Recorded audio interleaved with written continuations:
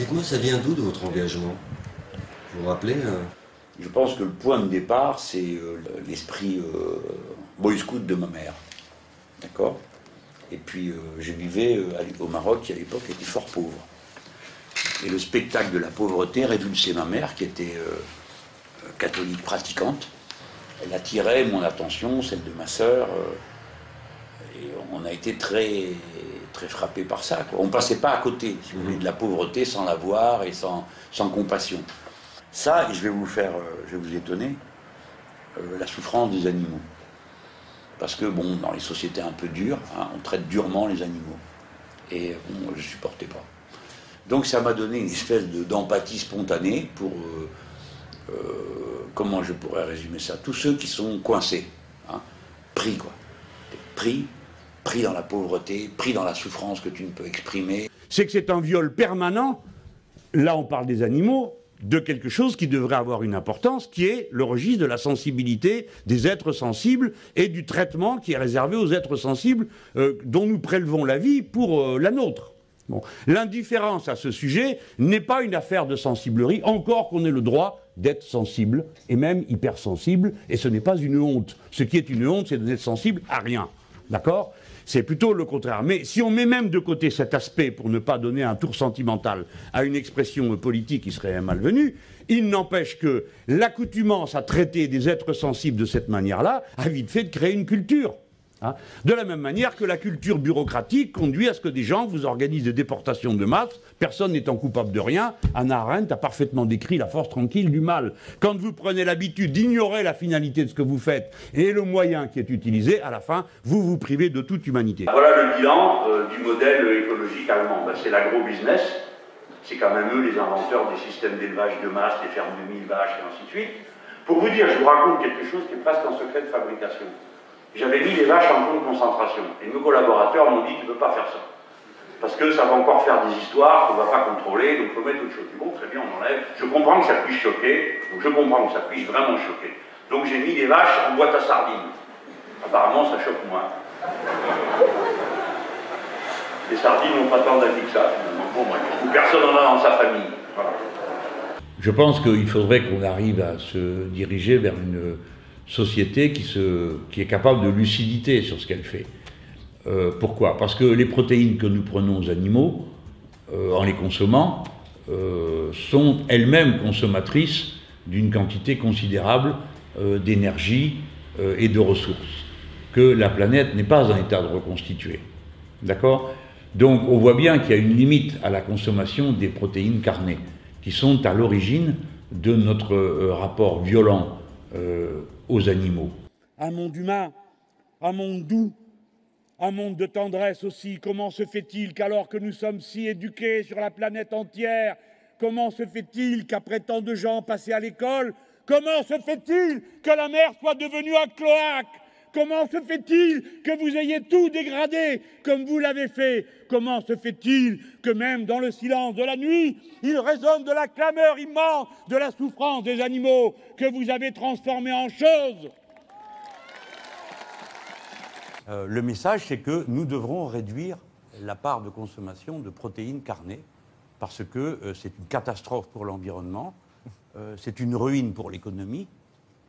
Et surtout, ça se paie, j'ai dit surtout, hein, peut-être que le mot m'a échappé, d'une souffrance animale abominable et intolérable dans une société qui met en avant des valeurs de compassion. La première activité humaine avec des gaz à effet de serre, c'est l'élevage. Vous le saviez, ça? Le transport arrive derrière. Alors, on va tous être là à dire, attention, le diesel, les pots d'échappement, les fusées, les avions, mais les vaches, on n'a pas vu. Les moutons non plus, ben si, on a vu. Et tout ça, mes amis, au bout du compte,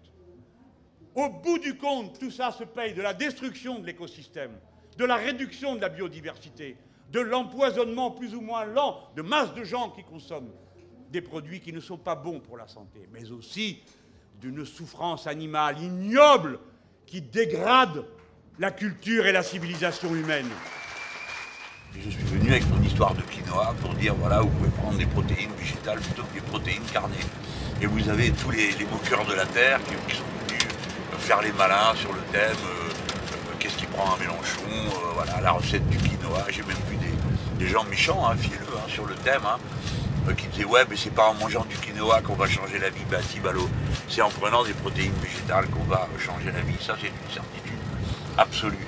Alors je vais vous dire une chose, je suis très content de savoir que des chaînes de distribution ont pris la décision de supprimer l'élevage en batterie des poules et les mauvais traitements pour produire des œufs.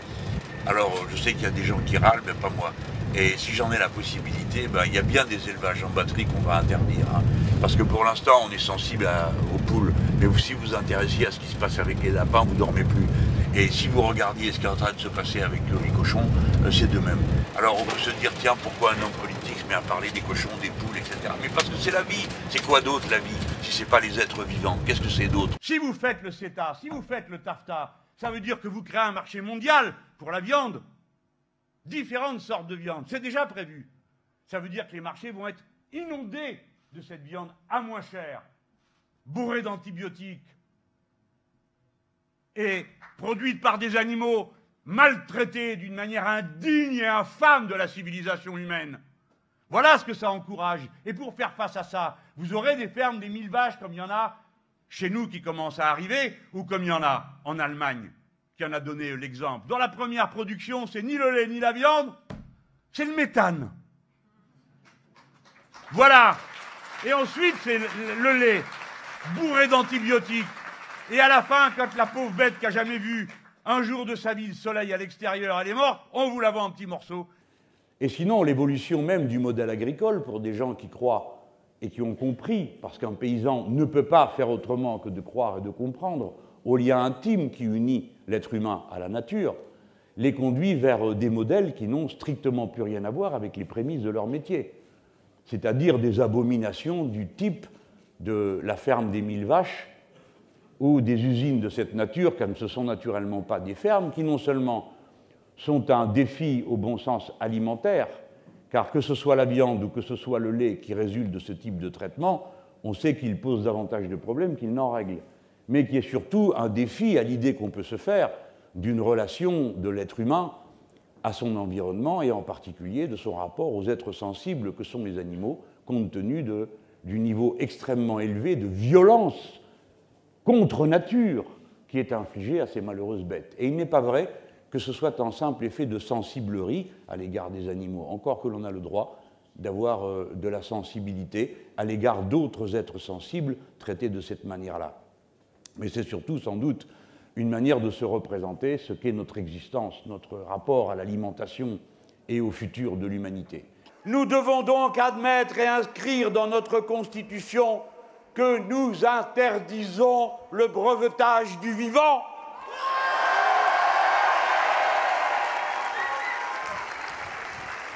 Et sans doute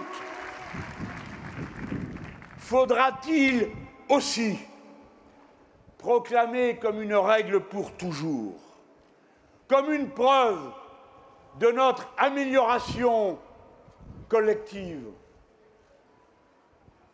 la règle que les animaux ne sont pas des choses.